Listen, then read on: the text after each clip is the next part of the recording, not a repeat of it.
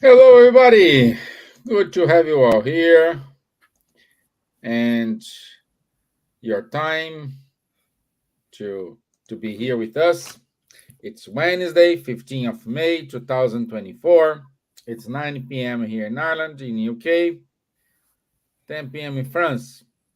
And this week's topic it is law of destruction. We will uh, understand why uh, some catastrophes, some destructions.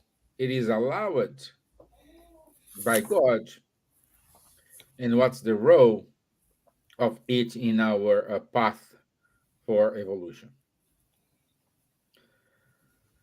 And as usual, I have here Miss Gibbons. How are you, my dear? Hello, good evening, Stevan. Hello, Charles. Good evening, everyone that's watching us today. Welcome. It's always really nice to be together again to talk about something important from the Spirit's book that we're constantly learning from. And, giving so many things that are happening in the world now, it's very easy to be very despondent. But I think Spiritism teaches us some laws and gives us hope for the future and for our present life as well. So, hope everyone participates and they join us, ask questions, make comments. So, welcome everyone. Boa tarde a todos que estão nos ouvindo em português. Bem-vindos uma vez mais. Vamos falar hoje sobre a lei da destruição, que é um dos capítulos do Livro dos Espíritos, que dá muitas esperanças para nós, para o nosso futuro, para a nossa vida de hoje, as explicações que tem nesse livro. Então, bem-vindos e participem. Que Deus nos abençoe a todos. Thank you. Thank you, my dear. Bonsoir, Charles. Bonsoir, Stevan. Bonsoir à tous. Hello. Good morning, good afternoon, good evening. Happy to be here again with you to explain also these difficult points, more difficult points. We can see these disasters that happened in Brazil recently, in Rio Grande do Sul, flooding. And there is no day without having an event which is illustrating the law of destruction, whether it is flooding, whether it is war, whether it is other type of violence. So we will try to clarify this for you today. Good. Good. Thank you, my friend. Thank you. As Charlie said, recently, well, as Charlie said, problems, destructions happens every day, everywhere. Some we get to know from the news. Some happens and we never know what happened. But recently we had a huge flood in Rio Grande do Sul in the south of Brazil, in which didn't flood just one city. Basically, we have flood in the entire state. Just to give you a magnitude, the size of the state, like fits Ireland and UK easily in that state. So then you can imagine the magnitude of this flood. So a lot of people losing their houses, their jobs, farmers, because it is a region with a lot of agricultural behavior or influence. So they lost animals and everything. And as usual, thank God we are seeing a lot of efforts in terms of volunteers giving up of their routine in order to go down to the country and help those families with clothes, with rescue somewhere. But I'm pretty sure uh, if you are in that situation, or if you are not in that situation, you are comfortably sitting in front of your computer or your phone, in a safe place. You have had your hot meal today. You're using your warming clothes, so you're gonna sleep in a warm bed. You may have asked the question, why God allowed this? I think that's the natural question. So, um, this is a question for both of you, Charles and Silvia.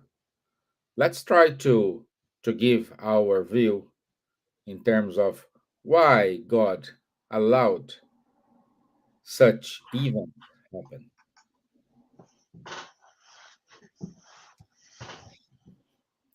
Charles? Okay. But God has made the natural laws which are immutable. Most of the laws known by physics, when you have a constant velocity of light or a gravitational constant or whatever, it doesn't change.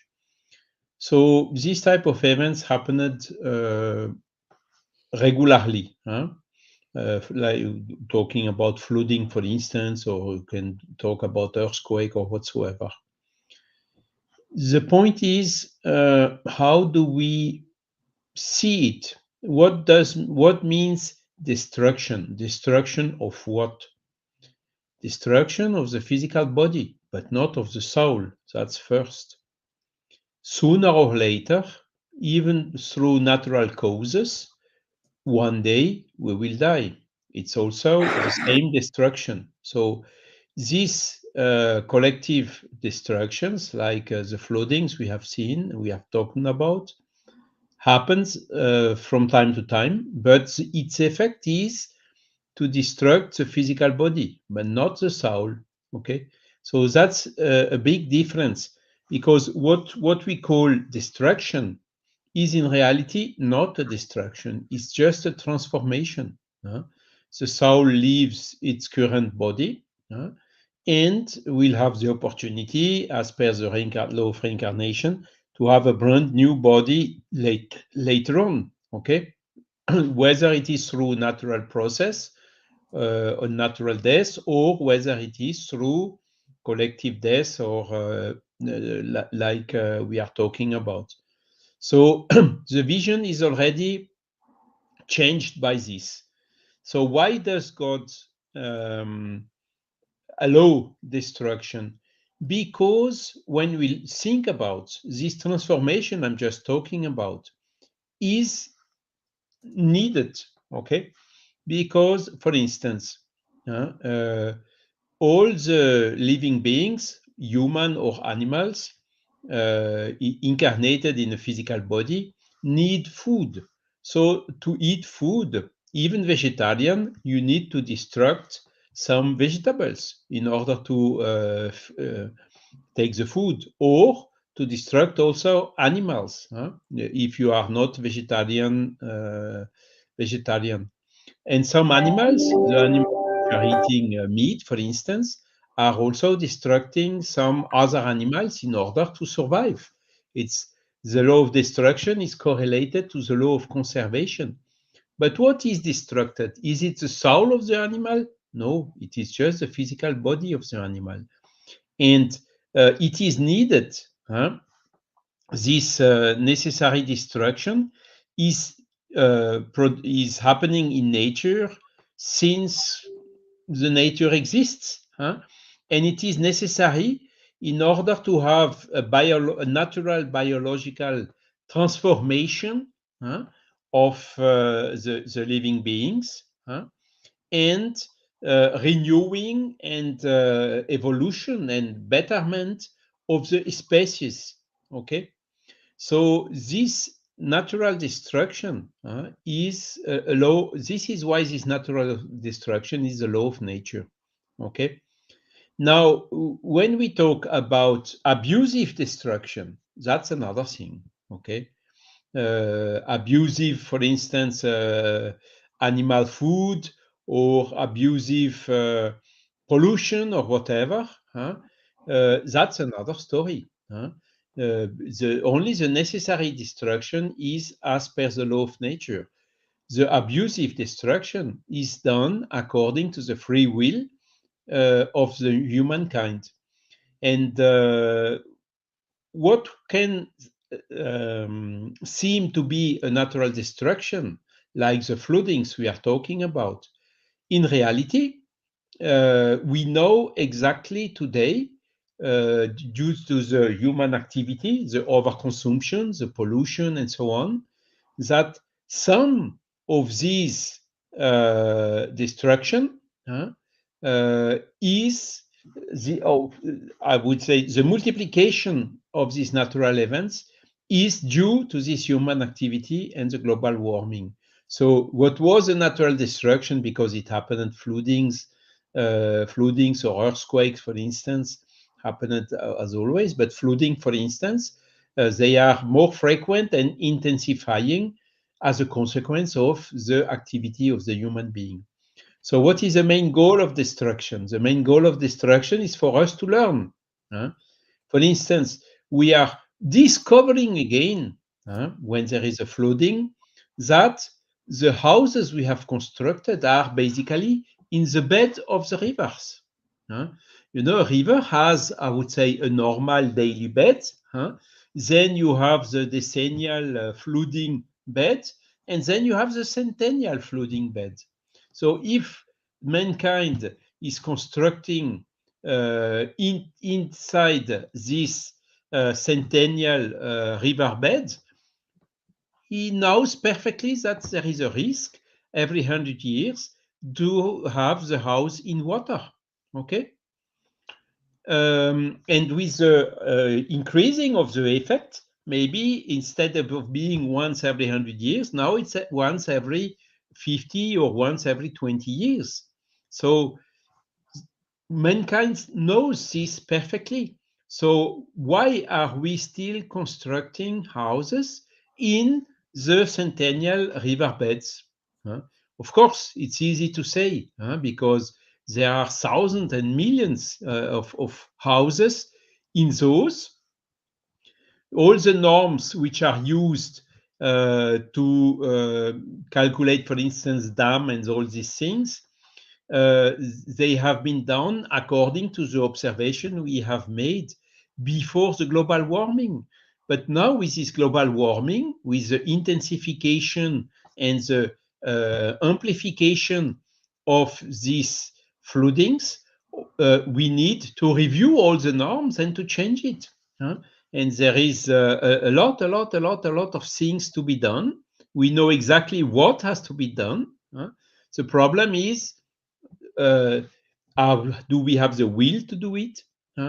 Do we have the money to do it? Are the people ready to dismiss, to abandon their house and to go to live in a place which is safer? Who will compensate them for this?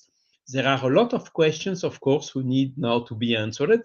But when we think about it's nothing more than just a consequence of our lack of care in order to prevent those things, maybe not to happen because now it's too late, but to prevent the dramatic effects and the people dying because of this.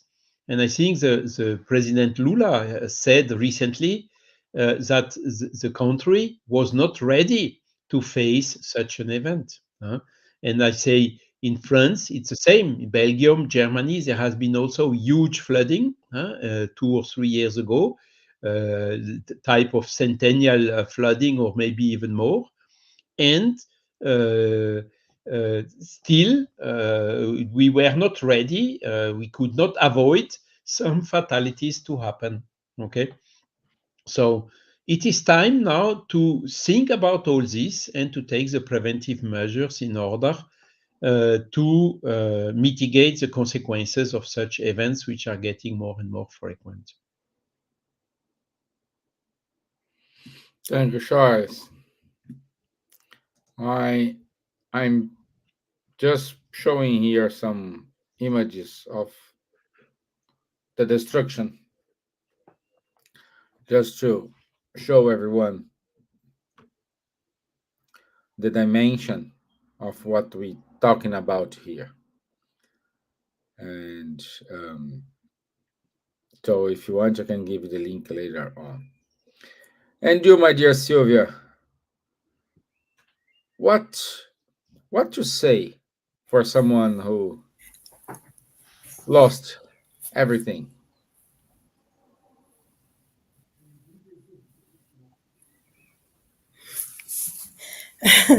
That's a question. It's interesting that I'm looking at these pictures that you've been showing, and it's terrible. It's so, it's unbelievable what's happening there and everything.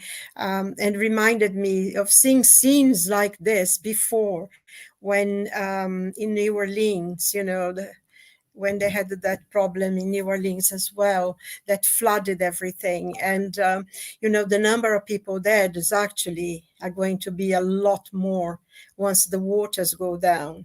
But I have a friend there, and they said that from Sunday to Monday, they had constant rain. So some of the places that the water was going down is being flooding again.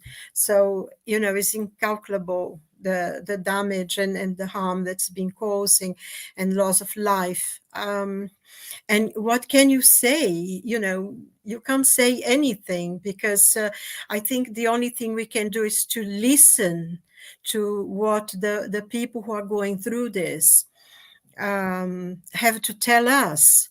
We cannot imagine if you never been through that. And I remember also, when there was the terrible flooding, that, over 300,000 people died in something like a day, the flooding that because of the tsunami. Um, so we do have this again and again, things happen. And I think one of the points that Charles made was that, there is a lot of destruction, that there is something that will happen because there is a change, a transformation that needs be. And at times you need to have a huge transformation. But also another point that Charles made, which is very real, is that we do not obey the laws of nature. Mm. And I'm often, when I see things like that, I'm often reminded of a teacher I used to have, a geography teacher, I think years ago. And I remember he saying, the world now is, we live in a modern world. We have discovered many things, and man now has control of nature. And every time I faced with, volcanoes, earthquakes, I think, no, mankind has not any control at all over nature, But I think, and something in the Spirit's book, they say as well, is that, although we don't have total control of nature, but there are many things that can be prevented. And I think one of the points that Charles made was a question of rivers, because the rivers will always flow to their original path. That's a law of nature. The rivers will always follow the path. But what we do, we build houses on it. We completely dismiss that there is a river and there is that, like Charles has explained, you have that flooding part and then another flooding part. We shouldn't build anything at all in those areas where the river, when every now will flow naturally because of excessive rain or ice melt and whatever. We shouldn't be building anything in those areas because the rivers will flow, and is naturally, the rivers are naturally done, created like that. They created their path and they will always flow. always go. And I remember many years ago, because here in London there was a terrible flooding as well. Lots of people died because the water flowed so quickly. That's why they built the barriers. They have a barriers, but if we have a real serious flooding, London will flood. And this professor was explaining that originally the River Thames would go, I don't know if you know London, but the River Thames up to where St. Paul's Cathedral is, which is a lot. So if we have a real big flooding here, the water will go all the way there, and all the buildings and all the houses built in between will be flooded. And I think, Charles said that there was in France, and we saw the news as well in Belgium and Germany a couple of years ago, that there's been happening more and more and more. And we seem to have, one of the things when you were showing as well, is that some of the ground is impermeable because it's completely dry. So the water doesn't seep in through because of what's been happening, the change in the weather, mostly. I mean, there is a change in the weather and the patterns of weather anyway, natural. And it's accelerated by, what we do with the environment. So there are places where there is a lot of rain, because the question in Rio Grande do Sul, for what I read, is that there was a cold front and a hot front, and the clouds got stuck on there. So it floods something like 2 months of rain in an hour or something. So, it cannot be the water is too much. It happens here in England as well. I mean, there's been flood warnings because we've been having a lot of rain as well, and the floor now is completely soaked. So it's so easy to have floods. And I think, that there is this change in the planet. We know that. And we know that there's a lot of volcanoes and earthquakes and all these sort of things are happening. And the water seems to fall in just one place. When you think about Hawaii, recently we had all terrible fires in Hawaii. And normally, whenever you thought of, at least me, used to think about how I always think of rain, beautiful green forest, lovely flowers, because it's constantly wet. There is always rain, but they didn't have any rain for a very long time. And that's why everything got dry. And then, the fire destroyed the town and everything. And a lot of people lost their lives and their homes and everything. So we seem to be having so many natural disasters now, more and more, partly man-created, partly because the planet is changing and is moving and doing things. And I think part as well, because we understand that spiritually, we are having too many wars, we are having too much hatred, we are having too much self-destruction, pride and selfishness, that people want to conquer God knows what, that they are going to die, even if they live 100 years, they will not go beyond that. And they're killing people because a piece of land, instead of trying to live together in peace. And all this negative vibration that our thoughts created, hatred, anger, vengeance, and all that, that's part of the problem that's creating as well, because the earth gets completely surrounded by all this dark energy, and it has to do something. It has to free itself, and that's why part of this natural phenomena as well is part of this, the earth trying to clean itself from all not only what we do to the environment and to ourselves, but a negative thoughts spread out.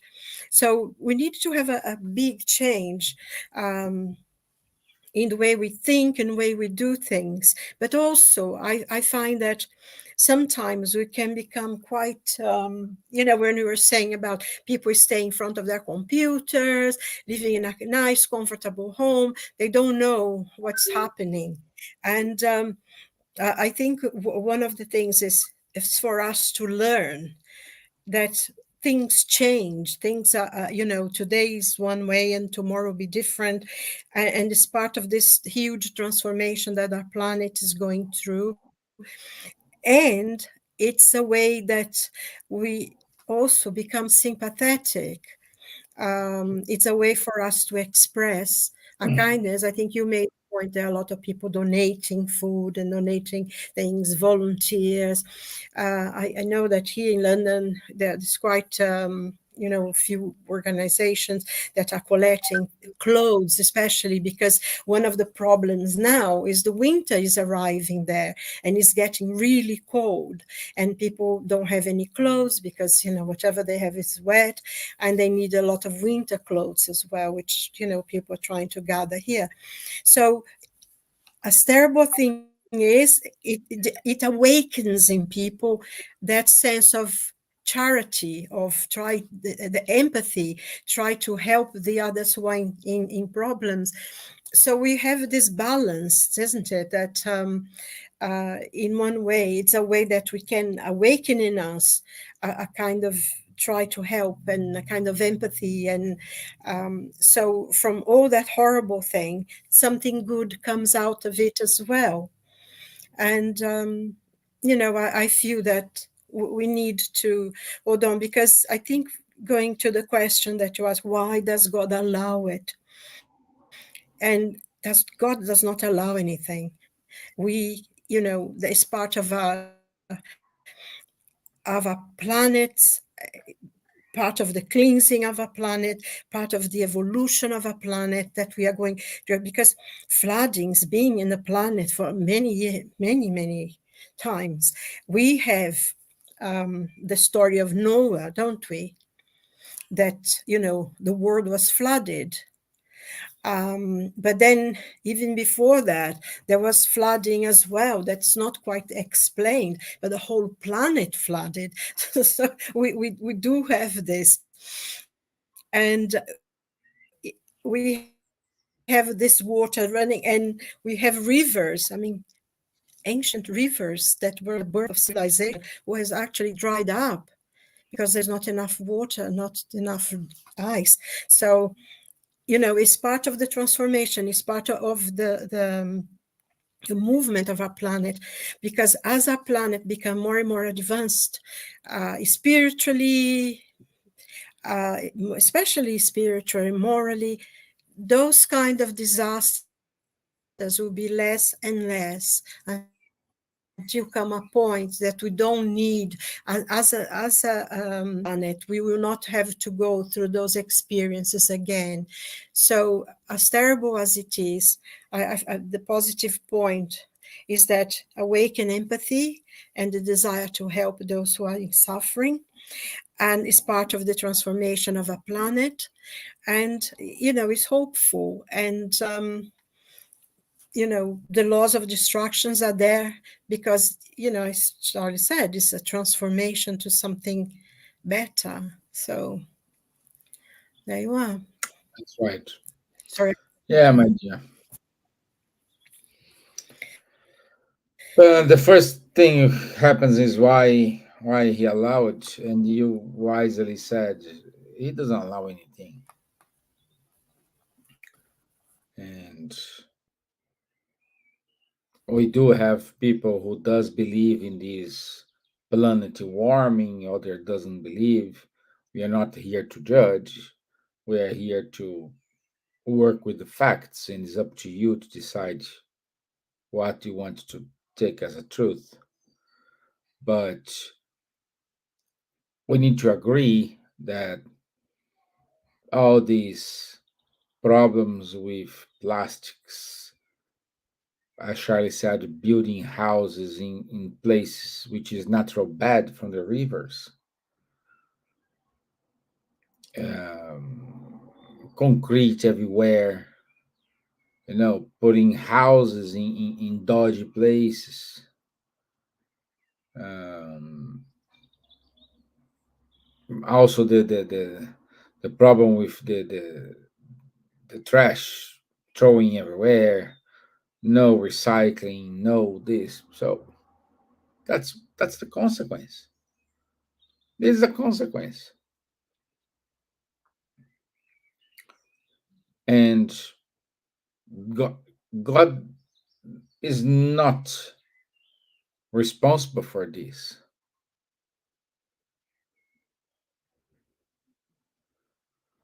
We as human beings, we need to learn the lesson. Same thing for what happened, like Silvia mentioned, in the tsunami.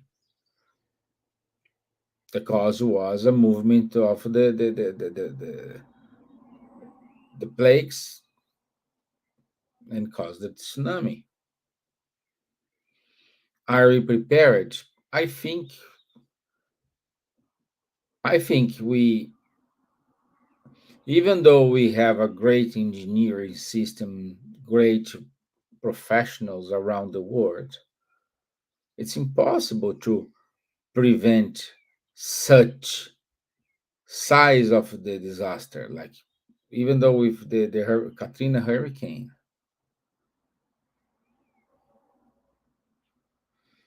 you know, and what we can do, help,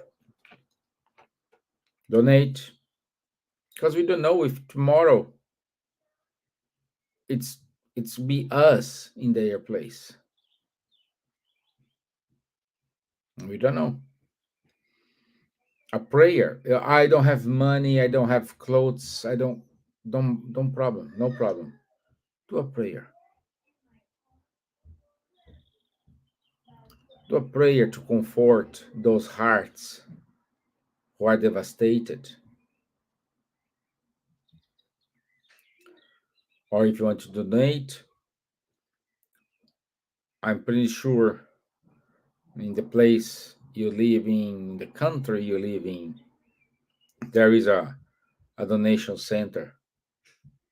Even though what you want to donate don't goes to Rio Grande do Sul, please donate. It will help a family elsewhere. That's the only thing we can do now. But for those who have kids, it's important to show what is the consequence of our own actions.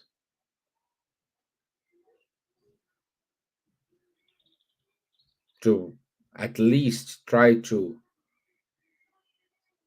add in their mind that for each cause we will always have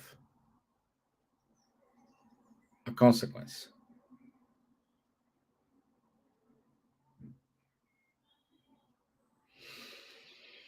Um, I don't know. So, Charles, um, I'm blank now. So help me here. So You are right, Stevan, in mentioning we should learn out of it, okay? Because we can learn out of it and we can prevent those things happening. Of course, when they happen, you are also fully right.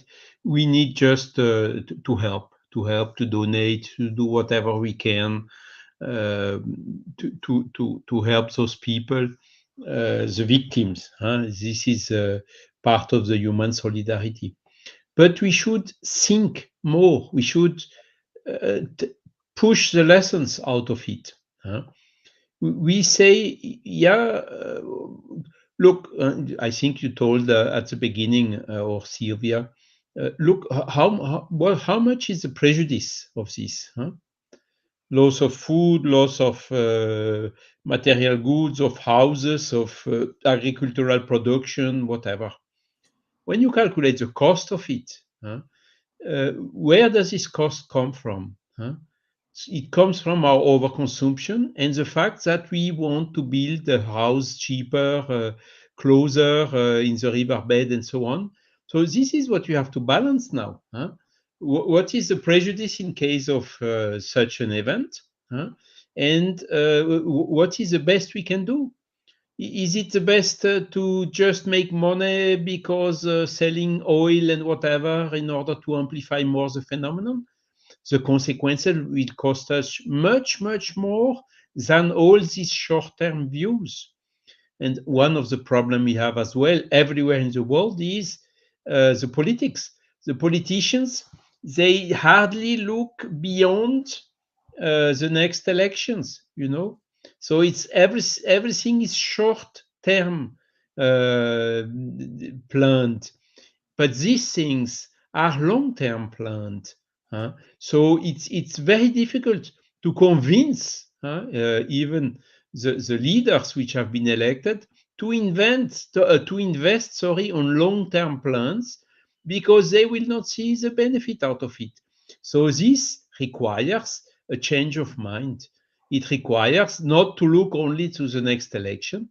It requires a longer vision to see the common interest before our personal interest. When you look the wars, it's the same. You have some individuals in Russia or in Israel or wherever pushing for those things to happen. So we see very clearly the abuse. It's something question of one or two or three or four persons. You know, why does the interest of this person have to come before the interest of the collectivity? All these things we have to think about the day we vote, the day we express ourselves, the day we say what we want and what we don't want. It's a question of will. And we should stop now seeing all these short-term things. We should have a long-term view. And knowing also, for instance, of course, we are consuming, putting carbon in the atmosphere and raising the temperature. But we should never, ever forget that the sons of our grandsons may be us again. No, it will be only for my son or no, it will be for us also. We will have to come back and to bear the consequences of what we have done, isn't it? So this is also a view that we should spread in order to say, hey guys, stop.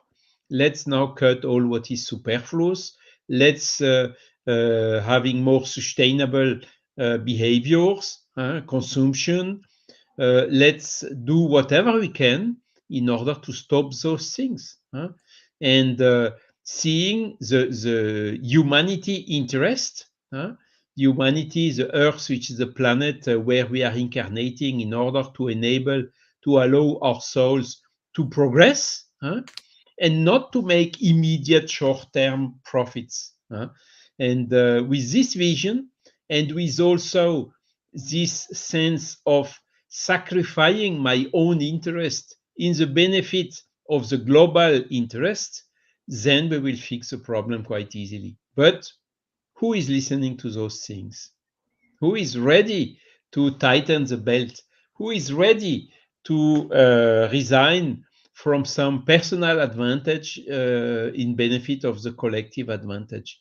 This is exactly what we have to cultivate. This is what we have to educate, to teach to our children, even to adults. It's never too late to change our behavior and to do in favor of the common interests, because the common interest is also our interest. But our selfish interest is against the common interest and is also against our own interest. And this is what we have to understand.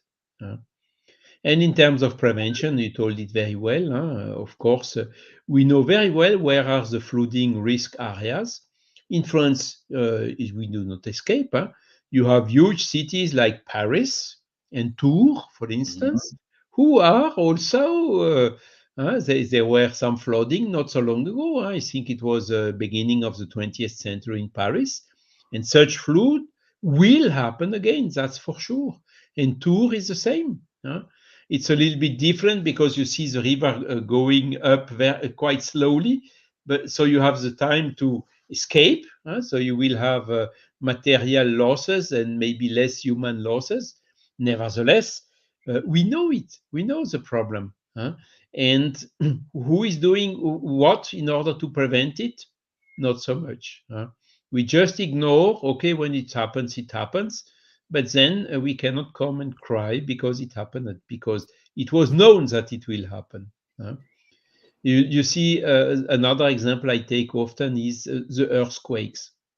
In Japan, you have daily earthquakes, and we don't even hear about.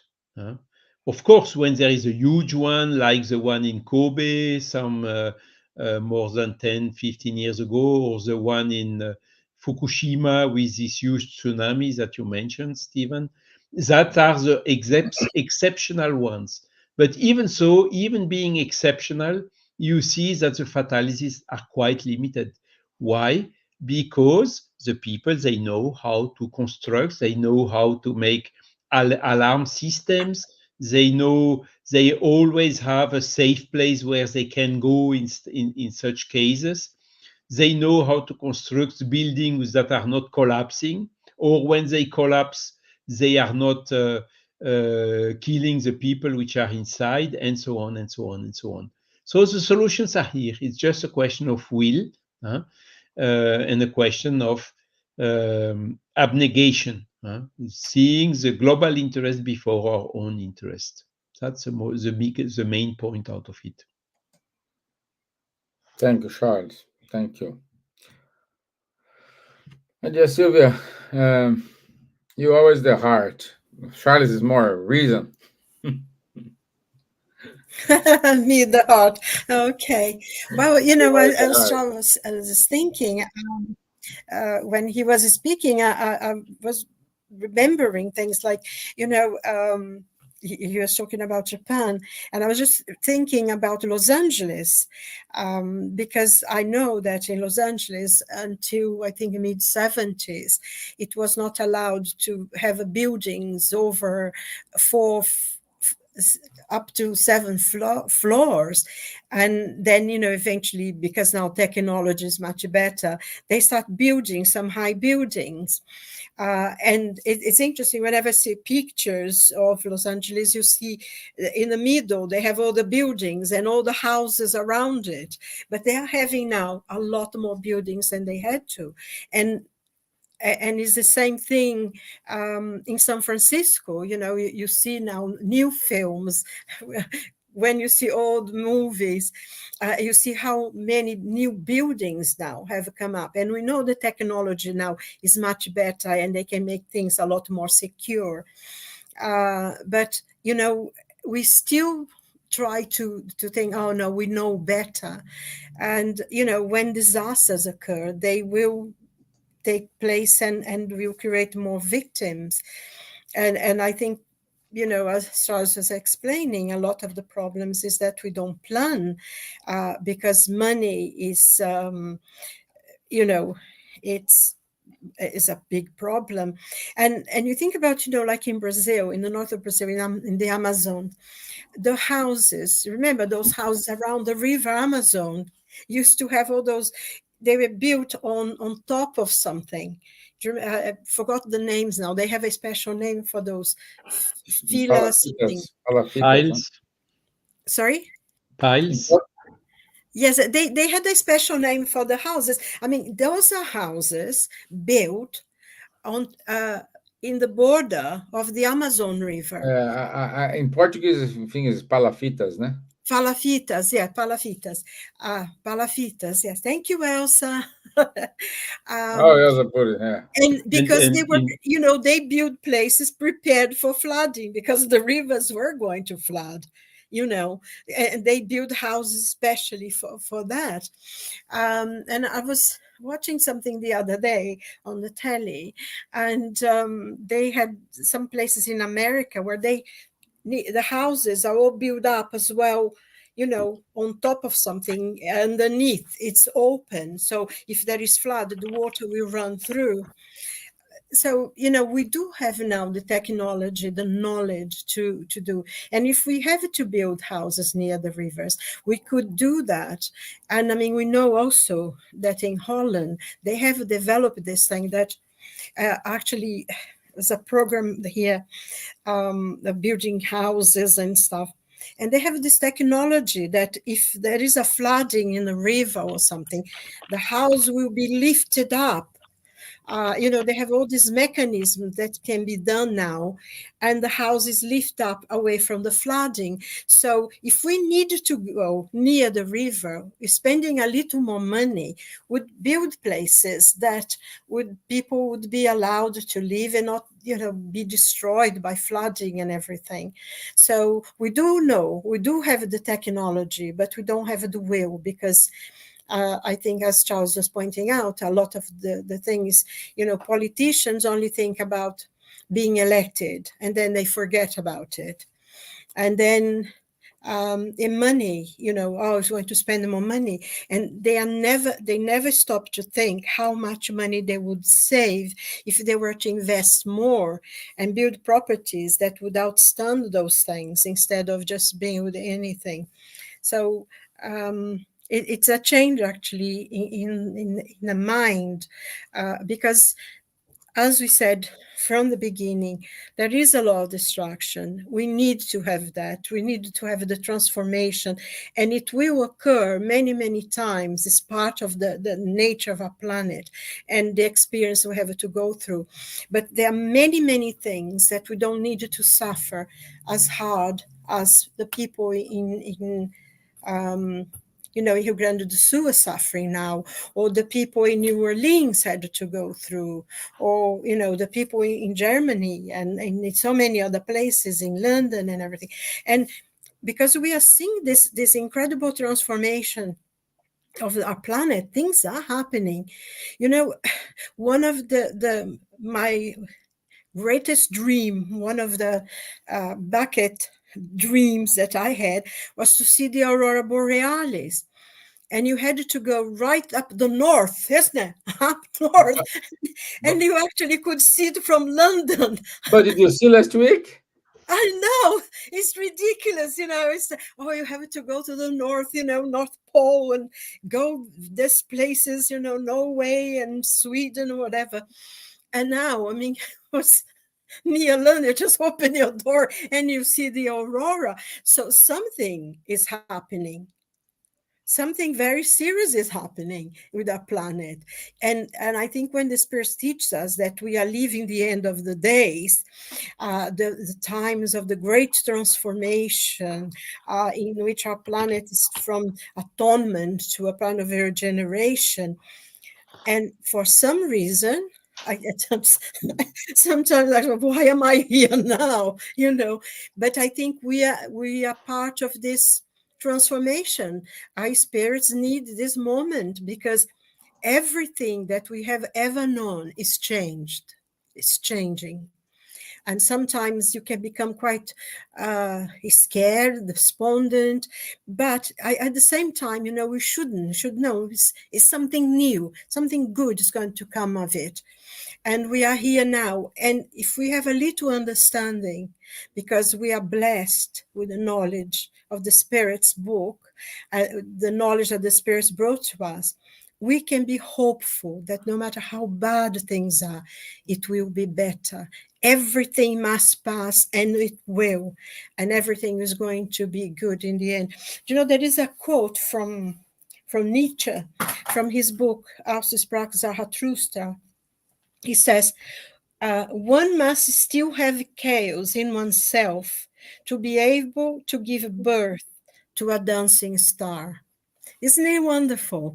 Because you need to be in chaos, and that's how everything, destruction and to come, and we know that's how solar systems happen. The new, you need to have a star blowing up and exploding, then to have another system and another planet.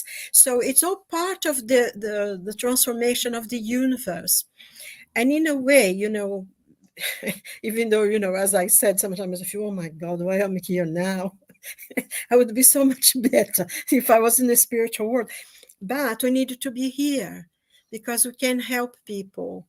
We have our understanding that what it is, and we can help those who still have not achieved it. And it's part of a transformation. We should be grateful that we are here watching all the transformation as it is now. Because the point that Charles made as well, he said, oh, you think it's for our children. No, but we are going to come back. So if we do a job well now, maybe even as bad as it could be, we'll be able to have a nicer life, and I'm sure we will. I'm sure next time we reincarnate here again, it's going to be wonderful, a lot better. So let's work for that. Let's hope for that. Yes, wonderful. Yeah, great. Great. So let me see. We have some comments here. Elsa wrote, yes, Silvia, we are collecting everything as a donation. There is so much love in our planet. This is awakening some hearts. Never before we see something like that in the south of Brazil. It's true, my dear. It is. It is happening. Also, Gilson da Gama. Good evening. The special name is palafitas or pilots in Amazon areas with rivers. Thank you, Gilson.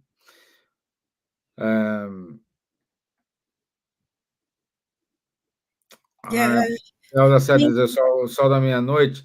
No, Elsa, we have a special event last Thursday. Yes, it's discharge of the sun that hits the The the planets. earth, Yeah, and so the neutrons it transforms. yeah, we You know, could the see. poles where there is, because there is also the aurora australis that's happening in the south as well. So Yeah, it's just that it's being so far south that is really very, very. I think they've seen even in the north of France, haven't they, Charles? Yeah. But Sylvia, it is not exceptional, huh? Because it happens from time to time that we can see these boreal auroras at our latitudes. Huh? It's Yes, but I rare, mean, but it not didn't happen as exceptional. much Huh? before. You had to go far north to see it. I think for the last few years that has been changing, and for some reason going down and down. I don't think it's ever, at least in times that we can count, seeing the aurora over London. Ugh. But it's wonderful. So you just go out of your door and you see it. exactly. You don't need to pay for it. Exactly. Don't have to go in the cold, the freezing cold. Yeah, But yeah, it's good. I mean, it's nice, and it's a change. And um, I was thinking something that I was reading about Chico Xavier, that he said, the great transformation of the planet, there would be a lot of disasters, there would be a lot of difficulties, and also the predictions of Edgar Cayce. All the flooding. I mean, Edgar Cayce predicted a lot of this flooding in his books and everything. That it would happen and many people would die, and we are seeing it. So it's there.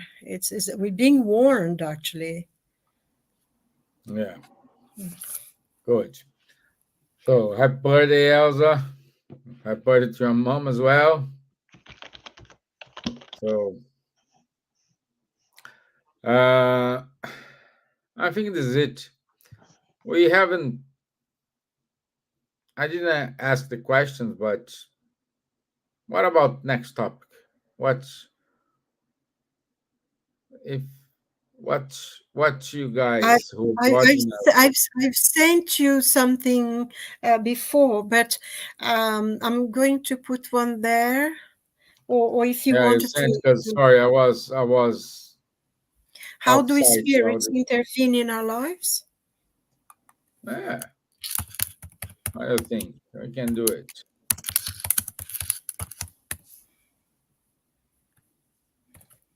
Uh, Don't you think? yes, so Cells proposing how do spirits I, intervene in our lives. no, I put in the private. If you saw that, Yeah, I saw. it's Yeah. me. I wrote that for you. Also saying solidarity in the word act of kindness. Mm. Yeah, well, let's take both. Let's take both. Yeah, but Uh, they're a bit One, different, so you need to choose which one is more appropriate. uh, one next week and the other one the week after. Mm. yeah, I would say let's just to keep going with this the destruction. Let's talk about solidarity next week, and the following week we go to the how the spirits Okay. interfere. So it's good to explain some acts of solidarity.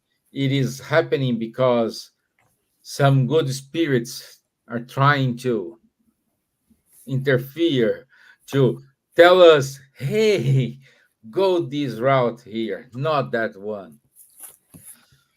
I Very good. suppose you could say not interfere, but intervene, because they Interfere. will not do anything that will Yeah, harm us, but they will allow us to learn, which I think yeah, that's what we need. We need to learn.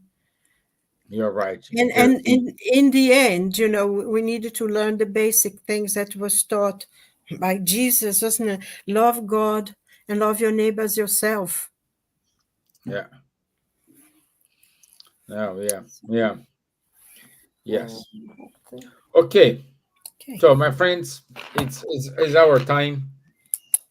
Sorry, don't have any announcements today. I couldn't. I just arrived home, so May I just say something very, very sure. quickly? Because Saturday, there will be the 30th anniversary of the creation of the British Union of Spiritist Societies. So if anyone would be interested to go and everything, the celebration is going to, please go into the website of BAS and get the address there. And it would be nice to have you all there. That's a Good. big event happening. Yeah. So have butter, bus, strong, keep spreading the spiritism all over the UK and also outside of the UK. We have Elsa as example of volunteer along with Silvia, many translations, many hours working to make congresses viable. So this must be celebrated, and these both are a good example of Yeah, solidarity. I did have a lot of translations. I could have a degree in the pineal gland, for the number of papers I translated on that. Yeah. Yeah, yeah. Also getting all those technical decks from doctors. Oh What yeah, they, yeah. so you may have a And degree in physics or in medicine. You may yeah. have a degree in this as well. It's funny because medicine was not something that I ever even dream of. And I find myself doing all these translations, the different things. So it was good because it's a source of learning, isn't it? And everything you learn is something good. Yeah. Okay. Yeah. Once again, thank you all for your time. Charles, once more, thank you very much. My dear Silvia, thank you. Thank Happy you. celebration on Saturday. My regards to Vanessa, who is the current president of BUS, and all the other trustees and spirit centers associated to BUS. So I wish you all a wonderful rest of the week. Thank you. And for those who are in that dodgy place in the south of Brazil, our thoughts of hope and may the good spirits inspire, intervene in their cause in order to get back on track again. And our prayers to them for strength and courage at this very difficult time. And, something really good, because maybe it doesn't interest many people, but I find that our king seems to be overcoming his illness. He was yesterday already doing things, public things, went to the mass for the obese and everything. So it's really nice to have our king seem to be back to his health, which is something very good. And we pray for him as well. Good. King Charles. Thank you. Thank you, everyone. Thank you. Enjoy, Good night. enjoy the God rest you. of the week. Thank you. Bye All bye. the best. Keep God safe, bless. everyone. Keep safe. Bye.